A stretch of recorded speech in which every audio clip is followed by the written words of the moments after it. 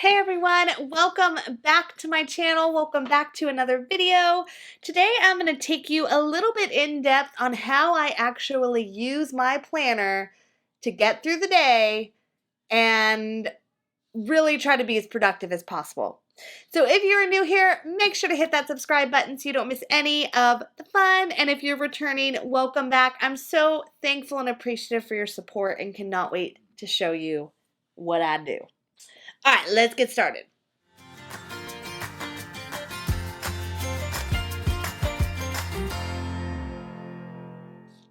Okay, so you may have just watched, this might be a little bit later that you're seeing this, but I just completed my, I'm getting to it. Plan with me. So you probably have already seen this plan with me. I'm not sure what day you'll be watching this video, but this is on a Sunday that I am recording it. So as you're watching it and I'm getting ready for the week, I'm going to kind of show you a little bit about how I actually plan things out. So first steps first, I create my theme and my spread for the week, which I have done here. Check that off the list. My inspiration's in front of me. I am now ready to get started planning my week. So what I do first is I look back at the month, which I've already done, and kind of just see what I already know I have to do this week and what's going to be coming up, and then I put that in. If I have appointments or anything like that, I put it in there. Now, if I have something that I don't have a time for, so for example, I know that I have to show a house on Friday, but I don't know what time I have to do that. So I'm going to take this little sticky note and I'm going to put it up here and I'm going to put show house is, and then that's going to, and then time TBD. So see, I know I have to do that, but I don't know when I have to do that. So that's a temporary sticky note. Once I have a permanent time, I will put that time down in my planner.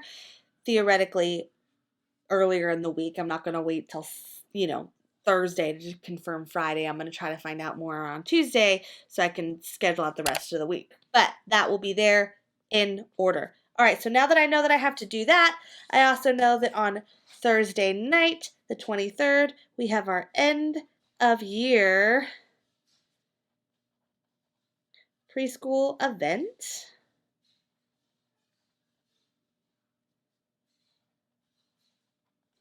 So that's on Thursday night. I honestly don't even know what time it starts, but I will add that later as well.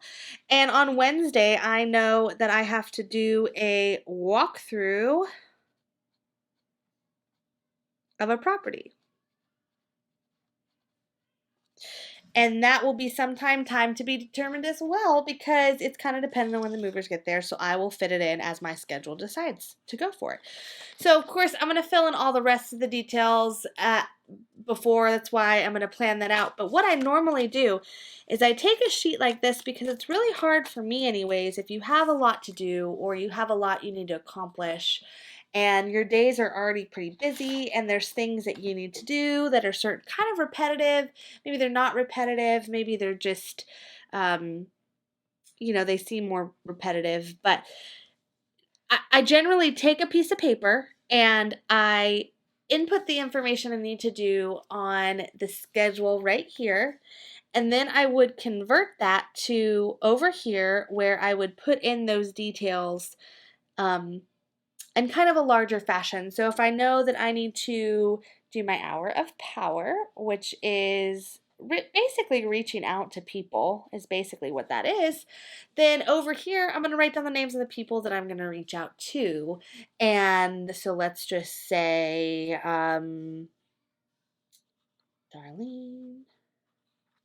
Okay, so I'm going to reach out to her first, and I'm going to obviously, again, I'm going to fill that in, and I'm going to name those top 5 people that I want to talk to for that hour of power. And then I'm going to write down anything else that I know I need to do repetitively. So one of the things is going to be I need to determine my videos for the week. So this is I do videos for both real estate and I do videos for, this channel. And so I kind of need to schedule that in on what day I'm going to do it and what day I'm going to record. So we're going to get things prepared and ready. So when we do record, it's going to be a optimal recording environment. Okay, Then I am going to write in anytime that you see a blank space in your calendar. If you use an hourly like me, a lot of times what I'll do is if I know I have a really busy day with appointments, I will schedule it out every single hour on the hour. Days that I don't have a super busy appointment week, I do like I am this week, and I'll just use these sheets and kind of determine my hours. But sometimes what happens is if you don't have a conversion into time, then you don't necessarily know how long a task is going to take. So if you say you're going to determine videos, are you going to give yourself 30 minutes or an hour to do that? In my case, I'm going to probably do 30 minutes worth. It doesn't take that long. So I know that when I'm sitting down to do that, that's going to take 30 minutes of my day. I need to make sure that I'm factoring that in as I schedule other things and do other things. As well as any type of education or research or anything like that, you want to really focus on how to maximize your timing in that and make sure that you're doing the right things and kind of really overlooking what your day looks like. So for me, this is not enough space to really fill in my entire day. I need much more than that. So that's why I like these little half sheets, and I use them daily for the most part. Sometimes I can fit one day into two, but normally I use them daily. Now, the trick is I tend to like them over here.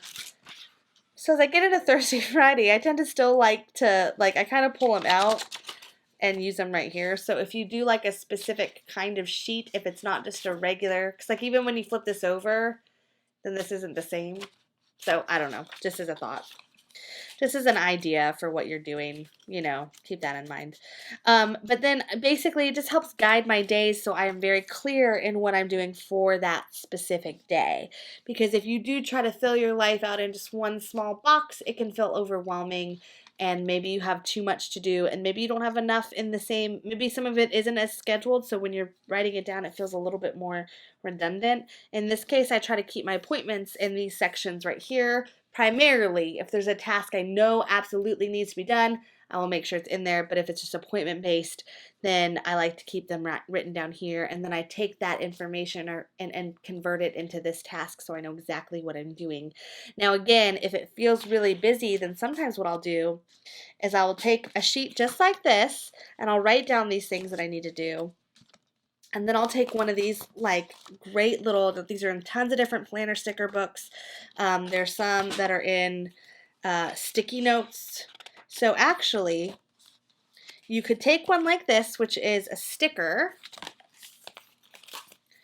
or I have them on my sticky notes. And you would basically just take them like this up at the top and write down what you're needing to do. And, here's an hourly, so you can break it down per hour, how long you think things are going to take. Because it's a sticky note, you could even move it to the front and kind of get yourself an hourly breakdown of your day if you feel like the day is busy and you want to break these things down into hours. I would totally recommend trying to, because I think it does make it a little bit easier when you are actually trying to work in an hourly time frame. You might actually get more done during the day. So just keep that in the back of your mind as you're looking on how to actually do a certain task. You might really want to stick to that 30-minute time slot, in which case you need to really be clear about when you're going to do that so you don't overwhelm yourself with the dates and details of that time frame. So these alone are not my week's plan. And what I think a lot of people get confused on is how you can do that in just this planner, and you don't have to. There are accessories that fit into this planner. If you are using a happy planner, these are great. Now, if you're not using a happy planner and you still need this type of detail, you might get a different type of planner that has more room, or you might just flip in sheets like this and set them in per the day, tape them in with some washi tape and rip them up. Those are always really easy ways to fit in what you need to do also without actually having to just punch it in the slot. So I hope you enjoyed this video. I hope that will make things a little bit easier for you. I will be sharing a little bit more on Instagram after I completely fill it out. I'm going to show you exactly how it went for the week so you can see what my week looked like and just how busy it was and what I did. Now, again, this planner is not my everything planner. This is my work planner. So I tend not to keep I tend to keep more appointments in here than anything else. I will put other appointments in here if they conflict so I know that I know what I'm doing. But it's not necessarily, you're not going to see all the small details that I spend during my day as well. You will see them more listed on this because this can go in any planner and any time and anything. So, all right, everyone, I hope you enjoyed this video. Again, if you have not subscribed already, make sure to do so. And if you'd like to see more videos like this, please click the link on the screen. Have a great rest of your day, and I'll see you next time.